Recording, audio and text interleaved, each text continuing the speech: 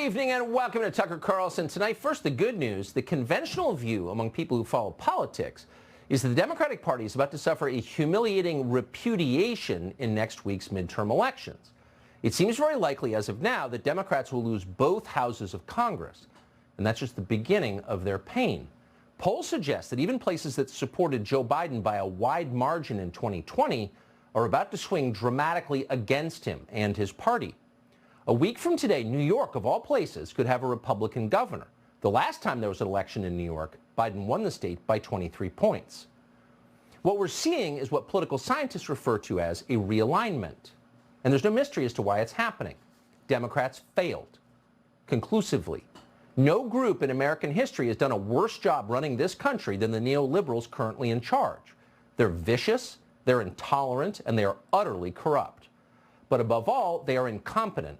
In less than 2 years, it is not an overstatement to say they have run this country into the ground, wrecking our economy, desecrating our military, and opening the borders of the United States to more than 5 million lawbreakers. The destruction they have wrought is so profound it's hard to describe. So of course there will be consequences for that. In a country with democratic elections, how could this party stay in power? Honestly, we don't know. But maybe Joe Biden does. Tonight, Biden traveled across the city of Washington to Union Station. Built by Teddy Roosevelt more than 100 years ago, Union Station was for generations one of the most beautiful public buildings in this country.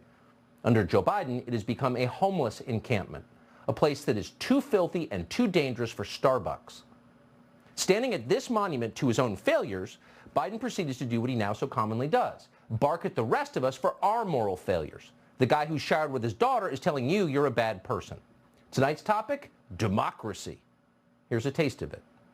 Yet now, extreme MAGA Republicans aim to question not only the legitimacy of past elections, but elections being held now and into the future.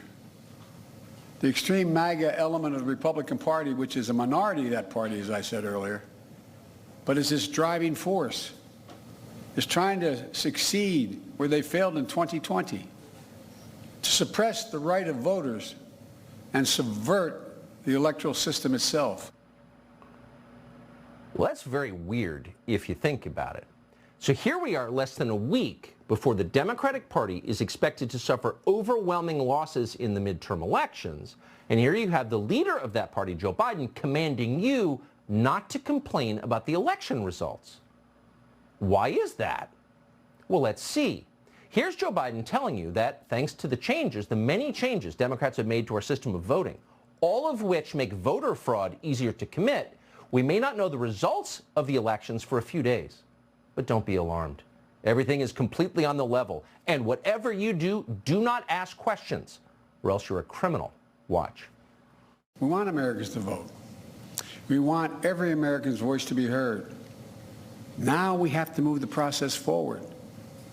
We know that more and more ballots are cast in early voting or by mail in America. And we know that many states don't start counting those ballots until after the polls close on November 8th. That means in some cases we won't know the winner of the election for a few days, until a few days after the election. It takes time to count all legitimate ballots in a legal and orderly manner. It's always been important for citizens in democracy to be informed and engaged. Now it's important for citizens to be patient as well.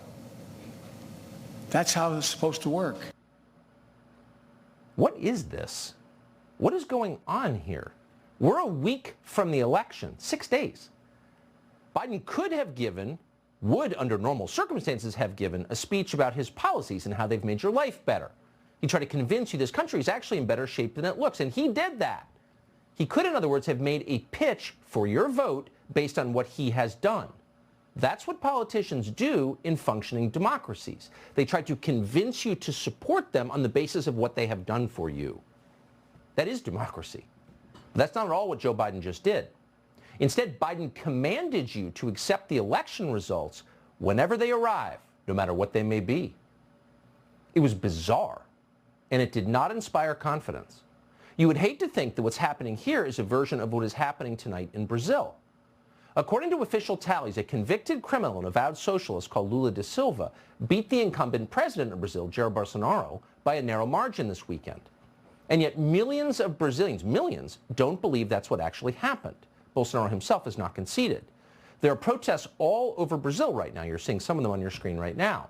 There are questions about whether all the ballots have been counted, why so many were thrown out, millions, and whether election laws were violated in the process. So we can't render judgment on those questions, but if you care about democracy, if you think the process is essential, then you would look into those allegations. Anything less is not democracy. And yet what's interesting, and maybe a point of concern for the rest of us here in the U.S., is that you are no longer allowed to ask questions about this election.